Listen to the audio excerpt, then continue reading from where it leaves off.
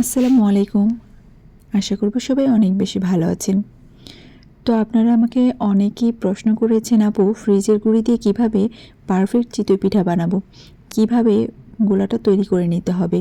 তো এই ভিডিওটা মূলত আজকে আপনাদের জন্যই। আমার ভিডিওটা আজকে পুরোটা দেখলেই বুঝতে পারবেন কিভাবে 100% পারফেক্ট পিঠা বানাতে পারবেন, তাও আবার ফ্রিজে থাকা গুঁড়ি দিয়ে। এই যে দেখুন, ফ্রিজের গুঁড়িগুলো একদম বরফ হয়ে আছে, আর এই বরফ গুঁড়িগুলো দিয়ে আজকে আমি 100% পারফেক্ট পিঠা বানিয়ে দেখাবো। গুঁড়িগুলোকে আমি প্যানের উপরে দিয়ে দিব, আর অবশ্যই লো আঁচে দিতে হবে চুলার আঁচটা। তারপর গুঁড়িকে একটু সুন্দর করে ভেজে নিতে হবে যেন লাল হয়ে না যায়। আর যখন এরকম গরম থাকবে তখন এখানে নর্মাল তাপমাত্রার পানি দিয়ে দিতে হবে। আমি ঠিক যেভাবে দেখাবো সেইভাবেই বানাবেন, একদম পারফেক্ট পিঠাই তৈরি করতে পারবেন। এবার হাত দিয়ে ভালো করে মথে নিতে হবে, আর অবশ্যই এই কাজটা সময় নিয়ে করবেন। আমি কিন্তু ভিডিওটা টেনে বা স্কিপ করে দিয়েছি, এই জন্য মনে হচ্ছে অল্প সময় হয়ে গেছে। এই কাজটা কিন্তু আমি অনেক সময় নিয়ে করেছি। তারপর অল্প অল্প পানি দিয়ে একটা ব্যাটার তৈরি করে নিতে হবে, আর অবশ্যই এখানে লবণ দিতে হবে পরিমাণ মতো। আপনারা চাইলে লবণটা একটু পরেও দিতে পারবেন যখন একদম পারফেক্ট ডোটা হয়ে যাবে, কারণ এটা টেস্ট করে দেখারও একটা ব্যাপার আছে। পরে কিন্তু লবণটা অ্যাড করা যাবে না, পিঠে খেয়ে কিন্তু দেখা যাবে না লবণ হয়েছে কিনা। সো লবণটা এই মুহূর্তেই দিতে হবে। এরকম একটা ব্যাটার তৈরি হয়ে গেলে তখনই পিঠাগুলো ভাজতে হবে। তো চুলার মধ্যে তাওয়াটা দিতে হবে প্রায় 10 মিনিট আগে। যদি আমার নানুর হাতের পিঠা দেখতে মাশাআল্লাহ অনেক সুন্দর হয়, আর খেতেও ঠিক তেমনই মজা হয়। এগুলো অনেক ছিদ্রযুক্ত হওয়াতে দুধের মধ্যে যদি ভিজিয়ে দিতে পারেন তাহলে দেখবেন একদম পারফেক্ট একটা দুধ চিতই পিঠা তৈরি হয়ে যাবে। যারা কমেন্টে লেখেন, আপু আপনার মতো কেন পিঠা হচ্ছে না, এত ছিদ্রযুক্তও তো হচ্ছে না, পারফেক্টও হচ্ছে না, তাদেরকে বলবো ভিডিওটা একদম ভালো করে দেখে তারপর পিঠাটা বানাবেন। যখন বানাবেন তখনও আবার দেখে নেবেন, তাহলে ইনশাল্লাহ পিঠাগুলো সুন্দর হবে। হয়তো আপনারা অনেক কিছুই ভুল করেন যার কারণে পিঠাগুলো সুন্দর হয় না। যদি কোনো কিছু বুঝতে সমস্যা হয় আমাকে কমেন্ট বক্সে জানাবেন, আমি অবশ্যই বুঝিয়ে বলার চেষ্টা করব। আমাকে অনেক আপুই জিজ্ঞাসা করেছেন ফ্রিজের গুঁড়ি দিয়ে কিভাবে 100% পারফেক্ট চিতই পিঠা বানাবেন। যেহেতু সবার বাসায় এখন ফ্রিজ থাকে, ডিপ ফ্রিজও থাকে, তো আপনারা গুঁড়িটা সংরক্ষণ করে রাখেন, মাঝে মধ্যেই যেন পিঠা বানিয়ে খেতে পারেন। তো সেই জন্যই আমি ভাবলাম যে ফ্রিজের গুঁড়ি দিয়ে পারফেক্ট একটা পিঠার রেসিপি দিয়ে দিই।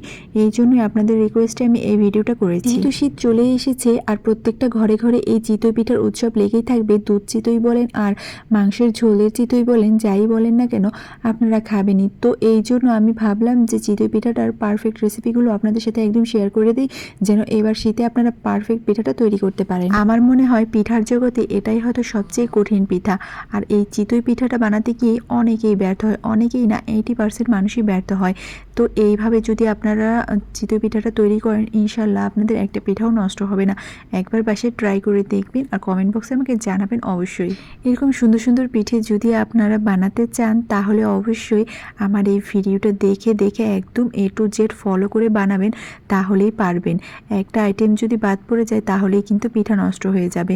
সো এইভাবে একদম বানাবেন পারফেক্টভাবে। যদি না হয় তাহলে অবশ্যই আমাকে জানাবেন যে আপনাদের পিঠে হয়নি। আমি আশা করব প্রত্যেকের পিঠেই হবে যদি আপনারা স্টেপ বাই স্টেপ আমি যেইভাবে বলেছি সেইভাবে ফলো করেন। প্রত্যেকটা পিঠেই কিন্তু অনেক সুন্দর হচ্ছে, একটা পিঠাও নষ্ট হয়নি।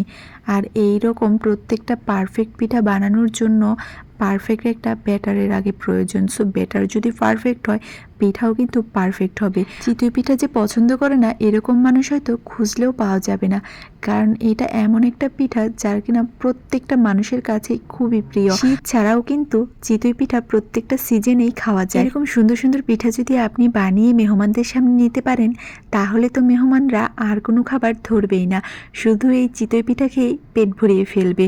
সো আপনি যদি সবার প্রশংসা পেতে চান তাহলে অবশ্যই এরকম কিউট কিউট সুন্দর সুন্দর চিতই পিঠার রেসিপিটা ফলো করে চিতই পিঠাগুলো বাড়িতে বানিয়ে ফেলুন। আপনারা যদি চিতই পিঠা বানিয়ে বারবার ব্যর্থ হন আর গুঁড়িগুলো ফেলে দিতে হয় তাহলে বলবো এই ভিডিওটা মূলত আপনাদের জন্যই। এইভাবে একবার ট্রাই করুন বাসায়, ইনশাল্লাহ একটা পিঠাও নষ্ট হবে না, কথা দিলাম। পিঠার পেছনের দিকটা কিন্তু অনেক সুন্দর হয়েছে, একটু পুড়ে যায়নি। আমার নানু যখন পিঠা বানায় তখন কিন্তু চুলার ভিতর থেকে কয়লাগুলো বের করে ফেলে নিচ দিয়ে, আর তার মধ্যে একটা পাতিলা রাখে, ওই যেগুলোর মধ্যে ভাত রান্না করা হয়, তারপর একটা পলি ব্যাগ দিয়ে পিঠাগুলো ব্যাগের মধ্যে রাখে, আর তারপর সেই কয়লার মধ্যে পাতিলাটা বসিয়ে রাখে, তারপর একটা ঢাকনা দিয়ে ঢেকে রাখে। এতে করে হয় কি পিঠাগুলো না 3-4 ঘন্টা পর্যন্ত গরম থাকবে।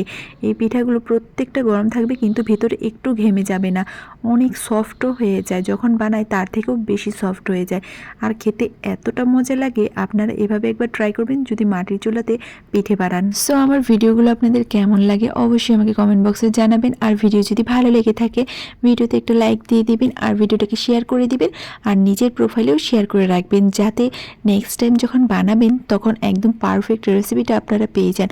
কারণ অনেক সময় ভিডিওটা সার্চ অপশনে থাকে না, হারিয়ে যায়। সো নিজের প্রোফাইলে যদি শেয়ার দিয়ে রাখেন তাহলে যে কোনো মুহূর্তে এই ভিডিওটা আপনি পেয়ে যাবেন, যতদিন পর্যন্ত না আমি ডিলিট করছি। আর একটা কথা বলে নিই, আমাকে অনেকেই প্রশ্ন করো আমি পিঠেতে ময়দা ব্যবহার করি কিনা। না, আমি এখানে কোনো রকম ময়দা দিই না। যদি ময়দা দিতাম তাহলে আমি ভিডিওতে অবশ্যই দেখিয়ে দিতাম। কোনো রকমের সোডাও ব্যবহার করি না, অনলি চালের গুঁড়িটা আর লবণ আর নর্মাল ওয়াটার। এই তো আমার এই 3টা প্রোডাক্ট দিয়ে এরকম পারফেক্ট পিঠাগুলো হয়ে যায়।